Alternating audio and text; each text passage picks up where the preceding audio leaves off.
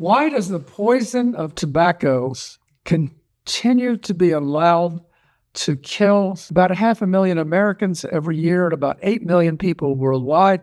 We know tobacco is evil. How have we tolerated it for so long? And how is nicotine now being pushed on people in new ways to create a lifelong addiction? This is Great Stories in Bioethics, my personal YouTube channel where I'm only speaking for myself and where I don't monetize. If I did, YouTube would put even more restrictions on me. And bioethics is controversial. Sometimes I have trouble getting episodes published because they're so controversial. I don't need more controversial. I don't need the money, so I don't do it. I even lose money publishing these, but I want these stories to continue.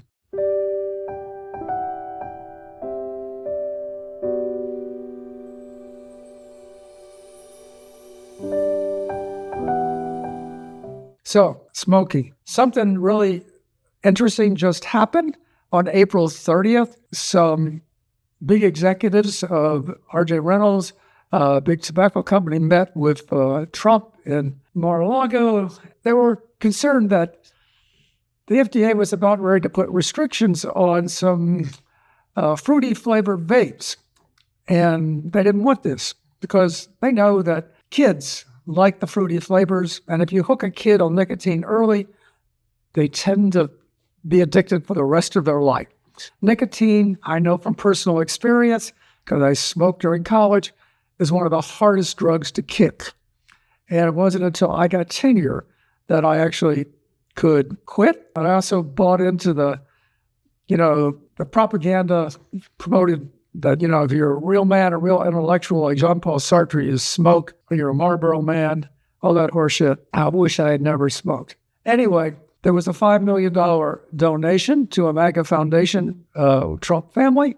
And the next day, Trump decided, we don't need these regulations. And to his credit, the FDA commissioner, Marty Markey, resigned. He couldn't stomach it. He knew how bad this was going to be. But it is another example of how big tobacco wins. As I teach my students, there's a lot of things that want to get you addicted for life. Big alcohol, big pot, big tobacco, big nicotine now. Big agro wants you to be addicted to ultra-processed foods. We know we just went through the OxyContin epidemic. And how tobacco keeps making money is a sad story in a way. And one of the interesting things is that as regulations have increased in the United States, big tobacco has exported itself around the world. You may not realize it, but the most populous Muslim country in the world is Indonesia. And until recently, it had no regulations at all about children smoking. It recently changed that, but it's still, the enforcement is very lax. And amazingly, about a third of children in Indonesia between 5 and 15 smoke cigarettes. Amazing. A similar story exists in China, where one Chinese company has a monopoly on tobacco, and an amazing number of Chinese men smoke.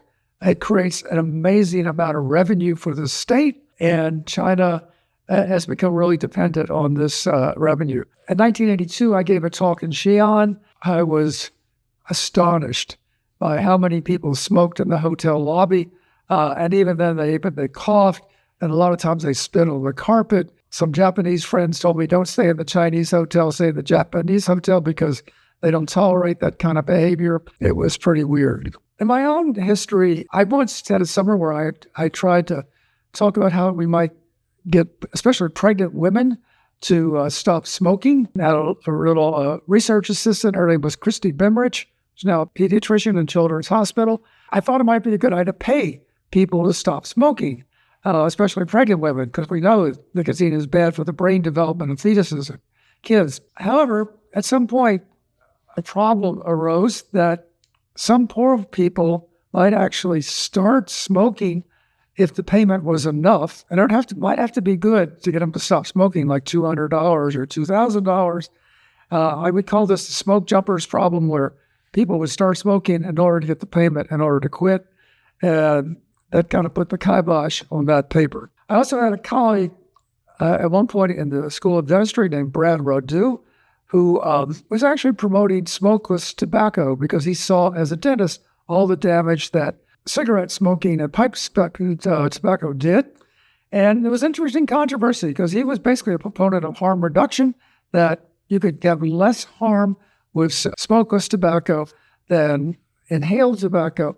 But the American Cancer Society totally came down on him because their view was like, you go cold turkey or not at all. They just would not accept Brad's approach and really painted him as a bad guy. Of course, now we have, later we have the e-cigarettes and vaping, which people have promoted. And that is an interesting example of harm reduction gone wrong, because vaping was originally promoted and sold as a way for cigarette smokers to stop smoking. And there would be less damage because you didn't have the tar and inhaled smoke of tar. But what's happened is we underestimated the power of big tobacco, big nicotine in selling vaping to kids. And because it's kind of undetected, and you can't smell it, a lot of kids started smoking during school or before school. There are places around Birmingham, rich suburbs, where they actually had to take down the doors of bathrooms. My own city of Vestavia, because there were so many kids vaping, and they wanted to kind of control it, not have them vape in the bathrooms. There's actually people now who started smoking in order to quit vaping. Nicotine is highly, highly addictive, and some of the amounts in the vaping are really bad. It's surely going to be bad for your lungs to inhale this stuff. Sometimes there's tiny medical particles that are also inhaled. There's a huge stream of money in getting people addicted this way. I once gave a talk in cloning in Lausanne, Switzerland in 2005, where I had an interesting experience with smoking. My host took me out to dinner the night before my talk, in a small restaurant where everybody was smoking, and all the professors, it seemed like everybody was imitating Jean-Paul Sartre or Camus, and they always had a cigarette and coffee or a drink in front of them. The next day in the auditorium, it was kind of hard for me to believe, but it seemed like everybody was smoking. There was like a haze in the room. I was constantly coughing. When I asked for some windows to be open, people talked about me being a health Puritan and objecting to smoking. There was a kind of real anti-American feeling in the room. This was at a time when America was not really popular because of our various wars and our some kind of puritanical approach to anything to do with embryonic cloning. Later, when I went around the campus of the university, I was amazed in the cafeteria. Everybody was smoking. And in their knapsacks, a lot of students had cartons of Marlboro or Salem or European cigarettes. It was absolutely astonishing.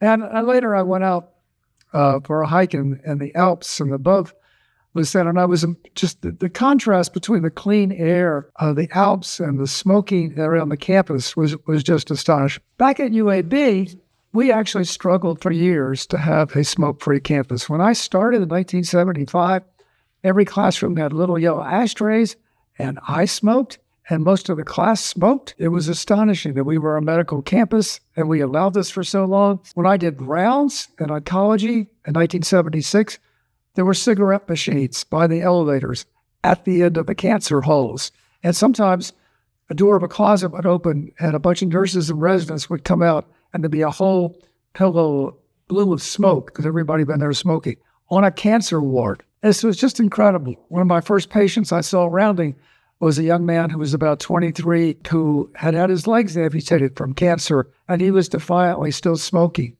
He was just angry about everything, and his anger just kind of envelops the world. It actually took us a long time, UAB, to go smoke-free. Actually, our sister schools, Auburn and Tuscaloosa, went completely smoke-free before we did. And I'm told that the main reason was that some of the biggest surgical rainmakers were chain smokers, and they were afraid, UAB was afraid of chasing them to another hospital where they could smoke and operate. Anyway, it took us way too long to get smoking off campus. There was also another ethical issue that arose on campus. At the VA hospital, which is in the middle of our hospital complex, for a while, veterans could only smoke on the roof.